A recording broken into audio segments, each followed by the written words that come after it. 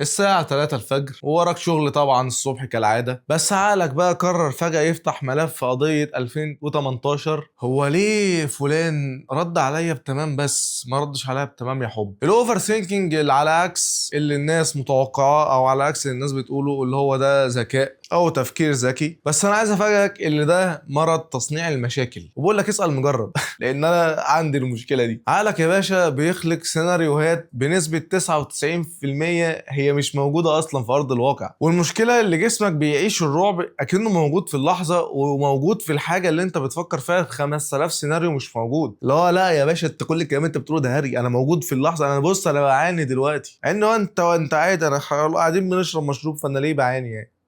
تاخد شويه عشان تفصل الدوامه والغساله اللي دايره جوه دي. انقل كل الافكار اللي بتجيلك على بالليل، لان انت طبعا كل الكلام ده بيجيلك وقت النوم اكيد، فانت انقل كل ده اكتبه على ورقه. لو انت ما بتحبش الكتابه زي حالاتي، افتح فيديو زي ده كده، اتكلم، ارجع شوف الفيديو ده، هتلاقي اللي انت كل اللي انت بتقوله ده تافه اساسا مش منطقي. انت هتسمع مش منطقي يا عم. سجل الفيديو، طلع اللي عندك، امسح الفيديو، مش لازم تبص عليه، افتح الريكورد يا باشا، سجل كل الكلام اللي انت عايز تقوله، اقفل تاني، بس خلاص خلص يا عم. لو انت ما بتحبش تعمل كده وشايف ان الموضوع ده غريب اللي انت تتكلم كاميرا زي ما انا ما بعمل كده، كلم المرايه، كلم نفسك. الناس هتقول عليك مجنون، بس انت كده كده يا صديقي الناس بتقول عليك مجنون اصلا، فتبقى مجنون وانت مروق بالك احسن ما تبقى مجنون وانت متعصب وبتفكر في حاجات ما بتحصلش. فالفكره اللي انت تطلع كل اللي في دماغك عشان ما تسيبش مساحه لدماغك اللي تفكر مكانك، لانك هتكتشف ان المشكله اتفه بكتير من حجمها اللي عقلك مصورهولك. فلما عقلك يحب يلعبك بعد كده، قول له قضيتك خسرانه، احنا عايزين ننام، تصبح على خير.